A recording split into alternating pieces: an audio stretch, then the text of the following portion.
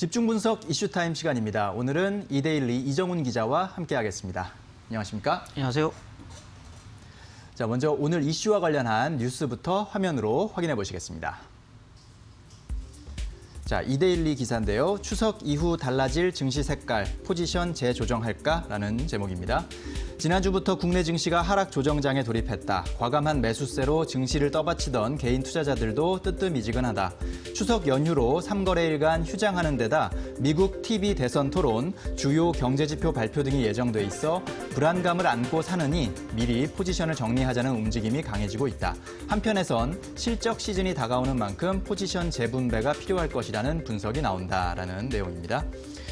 자, 이번 주 우리 증시는 추석 연휴로 수, 목, 금 3일을 쉬죠. 미국 시장은 대선 분위기가 본격화하고 또 굵직한 경제 지표들이 쏟아지는 시점인데요. 투자자들의 포트폴리오 조정, 또 포지션 재분배 등이 중요해 보입니다. 자, 이런 상황에서 어떻게 대응하는 것이 좋을지 한번 도움이 되도록 살펴보도록 하겠습니다. 자, 현재 뉴욕 증시를 중심으로 좀 변동성 확대가 이어지고 있죠. 네, 국내 증시도 좀 조정 양상을 보이고 있습니다만은 뉴욕 증시가 사실은 조정을 좀 선도하고 있다라고 볼 수 있을 것 같습니다. 네. 지금 지난주에 사실은 빅스 지수와 S&P 500 지수 간에 비교하는 설명을 좀 드렸는데 네. 그때 사실은 변동성이 큰 국면 20을 넘어간다. 빅스 지수가 20을 넘어가면 변동성이 여전히 크다라는 말씀을 드렸는데 지금 현재도 26을 넘어서고 있거든요. 여전히 변동성이 큰 국면에 와 있다. 빅스 지수로 보면 그렇게 말씀드리면 될 것 같고요. S&P 500 지수로 보면 지난주에 0.6% 하락했습니다만은 주간으로 보면 하락률 자체는 크지 않았습니다만은 주 중에 크게 오르고 크게 하락하는 날이 굉장히 많았다라는 거죠. 그래서 그렇죠. 상하 아래 위 변동폭이 4%포인트가 넘어가는 네. 큰 폭의 등락세를 좀 보였다라는 거고요. 전반적으로 9월 들어서 지금까지 월간으로는 5.8% 정도, 6% 가까운 하락세를 보이면서 코로나19가 본격화된 이후 팬데믹 3월 급락장 이후에 월간으로는 가장 큰 폭의 하락세를 보일 가능성이 있다라고 설명드리면 될 것 같습니다. 네, 그렇군요. 자, 이번 주에도 변동성이 계속 클 것으로 예상이 되고 있죠. 네, 아까 말씀드렸던 공포지수 자체가 높은 수준이다라는 게 시장의 방향성을 미리 좀 보여주고 있다라고 설명드리면 될 것 같고요.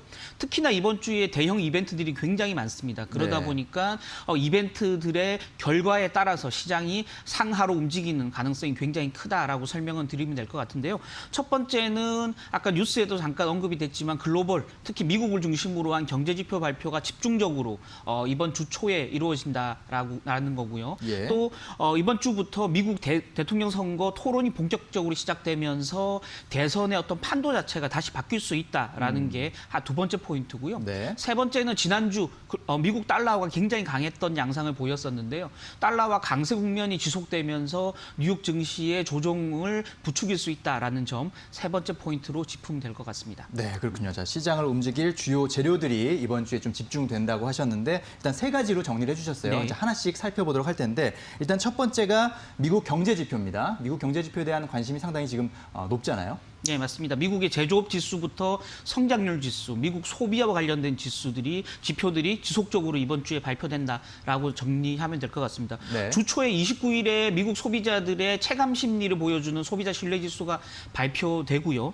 또 그 다음 날인 30일에는 그 ADP 민간 고용, 민간 영역에서의 신규 취업자 수가 확정 발표되고요. 네. 또 2분기 미국의 GDP 성장률 확정치가 발표될 예정입니다. 그리고 다음 날인 10월 첫째 날 10월 1일 같은 경우는 8월 소비자 물가 지수가 발표되고요.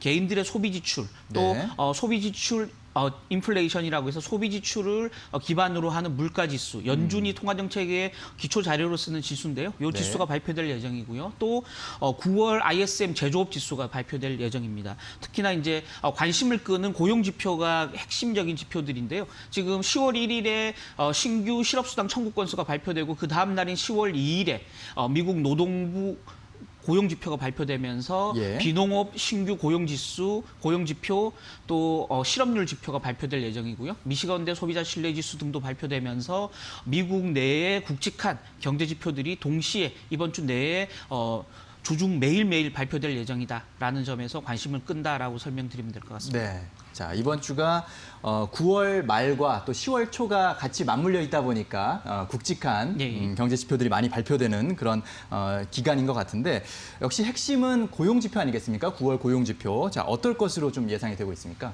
네, 말씀대로 고용 지표가 좀 부진하다는 말은 전체적인 미국 가계 소득이 높지 않고요. 그에 따라서 소비 심리 또 소비 지표가 썩 좋지 않을 수 있다라는 점에서 미국 경제 GDP의 70%가 소비 아니겠습니까? 네. 그래서 결국은 소비의 핵심, 미국 경제 성장의 핵심은 그 고용 부분에 있다라는 거고요. 제조업 지수에 비해서 제조업 지표에 비해서 고용 지표가 상대적으로 덜 개선되고 있다. 회복세가 더디다라는 점이 가장 큰 우려인 부분이기 때문에 네. 이번 주 금요일에 그러니까 다음 이제 곧 돌아오는 금요일, 한국 네. 시간은 토요일이죠. 토요일 아침에 발표될 미국 노동부의 고용 지표가 굉장히 중요하다라고 설명드리면 될 것 같고요. 특히나 관심을 끄는 부분들은 11월 3일 미국 대통령 선거 직전에 발표되는 마지막 고용 지표거든요. 아, 그러다 그렇군요. 보니까 대선전에서 이 9월 고용 지표가 양측 민주당과 공화당의 서로 공방전의 핵심적인 지표로 활용될 수 있기 때문에 특히나 네. 관심을 끈다라고 설명을 드리면 될 것 같은데요. 지금 이제 시장 전망은 이렇습니다. 비농업 신규 취업자 수 지금 85만 명 증가할 것이다 예상이 되고 있는데요. 예. 앞선 8월에는 137만 명이 늘어났거든요. 그에 비해서 굉장히 신규 취업자 수 증가가 더디다라고 네. 설명드리면 될 것 같고요. 실업률 같은 경우도 지금 8.2%. 굉장히 어느 정도 안정세를 보입니다만은 7월에서 8월로 갈 때 개선세에 비해서는 굉장히 더디다라는 거죠. 네. 지금 8월에는 8.4%였는데 그 이전 7월이 10.2%니까 1.8%포인트 정도 낮아졌는데요. 네. 지금 8월에서 9월로 갈 때는 0.2%포인트 낮아지면서 실업률 하락세도 좀 더디게 나타날 가능성이 있다라는 점에서 9월 고용 지표는 전체적으로 시장에 좀 실망감을 줄 가능성이 높다라고 설명드리면 될 것 같습니다. 그렇군요. 자, 9월의 고용 지표, 미국 시간으로는 현지 시간 금요일, 그리고 우리 시간으로는 우리 시간으로는 이제 토요일 날 예. 확인할 수가 있을 텐데 현재 예상은 그렇게 좋지 않다. 예. 이런 상황이죠. 자, 이것을 어떻게 좀 우리는 평가를 해야 됩니까? 네, 아까도 말씀드렸지만 제조업 지표에 비해서 고용 지표가 좋지 않다라는 말은 전체적인 생산은 잘 되고 있지만 그 생산된 재화를 소비하는 미국의 소비 심리 자체가 썩 좋지 않다라는 거죠. 네. 고용이 많이 늘어나지 못한다는 말은 미국 가계의 가처분 소득이 크게 늘어나지 못한다는 얘기고요. 그에 따라서 소비 개선에 좀 한계가 있을 수밖에 없다. 아까도 말씀드렸지만 전체 GDP의 65에서 70%가 이 소비 경기가 차지하는 부분이기 때문에 결국은 소비 개선이 한계가 있다라는 점은 미국의 GDP 성장률 개선에도 한계가 있을 수밖에 없다라는 거고요. 이에 따라서 지금 JP모건 같은 경우는 엊그제 미국의 4분기 GDP 성장률 3.5%면 굉장히 좋은데요. 예. 3.5% 전망치를 2.5%로 무려 1%포인트나 하향 조정했거든요. 네. 그건 생각보다 고용 개선이 굉장히 더디게 나타날 것이다라는 실망감이 이 4분기 GDP 성장률 전망치에 반영됐다라고 설명드리면 될 것 같습니다. 다만 좀 부정적인 평가를 조금 낮춰볼 필요가 있는 부분들은 네.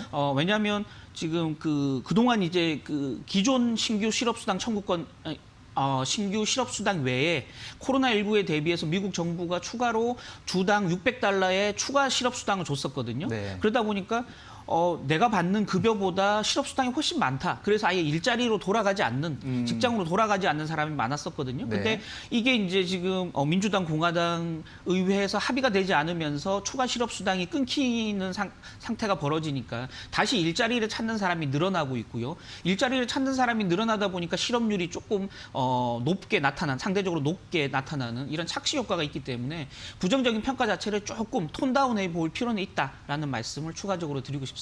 네, 그렇군요. 자, 고용 지표에 대한 설명이었고 고용 지표가 역시 소비에 영향을 줄 수 있는 부분이기 때문에 우리가 눈여겨볼 수밖에 없고 시장에서도 반응할 수밖에 없는 그런 지표인 것 같습니다. 자, 두 번째 재료를 보면은 이제 대선 토론이죠. 네. 첫 TV 대선 토론이 시작되는데 상당히 많은 관심이 쏠릴 것 같아요. 네, 맞습니다. 사실은 2016년도에 힐러리가 트럼프보다 굉장히 전국 여론조사에서 앞섰지만 네. 실제 이 TV 토론을 통해서 양 후보 간의 지지율이 뒤바뀌었다라고 얘기할 정도로 특히 이제 트럼프가 무대 위에서 굉장히 강한 스타일이거든요.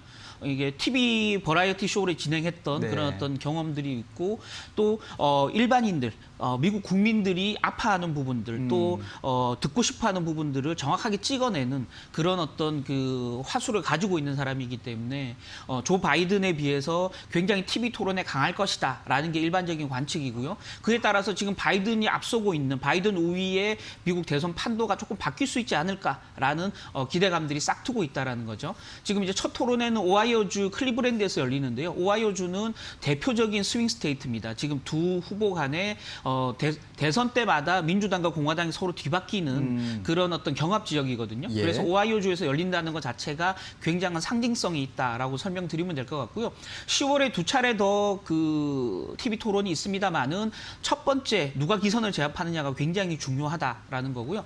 첫 번째 TV 토론 주제가 사실은 굉장히 좀 민감한 주제들입니다. 경제 지표, 또 인종 문제, 네. 또 주요 도시에서의 폭력 시위, 또 지금 우편 투표를 놓고 불복하겠다라고 트럼프가 얘기하고 있을 정도로 이번 선거의 어떤 그 신뢰성에 대한 얘기들, 또 코로나19에 대한 대응 정책 네. 이런 부분에 대한 주제를 가지고 첫 TV 토론이 있거든요. 그러다 보니까 바이든 입장에서는 트럼프의 잘못된 어떤 정책을 비판할 가능성이 높고요. 트럼프 입장에서는 선명하게 저소득층에 있는 백인 계층에 소구할 수 있는 그런 어떤 어필을 할 가능성이 굉장히 크다라는 점에서 양측의 뚜렷한 입장 차이가 여론의 판도에 변화를 줄 가능성이 있다라는 점에서 지켜볼 필요가 있겠다라는 말씀 드리고 싶습니다. 네, 현재 지금 뭐 미국인들 사이에서는 조금 트럼프의 우위를 좀 전망하는 그런 지금 의견이 나오고 있다면서요? 네, 미국 종합일간지 USA 투데이 설문조사에 따르면 트럼프가 첫 TV 토론에서 앞서겠느냐,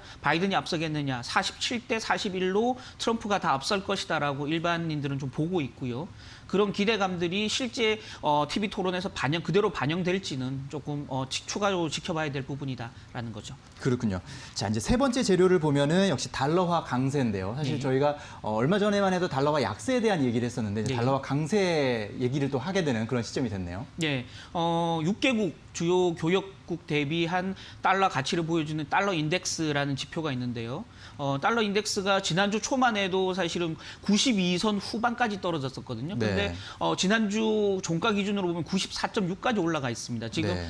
간밤에 제가 지금 오늘 아침 데이터를 보니까 94.7까지 올라가 있는데요. 그렇군요. 단기적으로 일주 사이에 달러가 굉장히 강한 국면을 지금 보이고 있다는 거고요. 특히나 달러가 강해지는 부분들이 어떤 영향을 주느냐. 달러 인덱스와 S&P 500 지수를 같이 이렇게 겹쳐놓고 그려보면 달러 인덱스가 위로 올라갈수록 달러 네. 가치가 올라갈수록 뉴욕 증시는 하락하는 이런 역의 상관관계가 뚜렷하게 나타나고 있거든요. 네. 그런 면에서 보면 달러가 지금처럼 계속 강해진다는 말은 S&P 500 지수가 추가적인 조정을 받을 가능성이 굉장히 커진다라고 보여지는 거고요.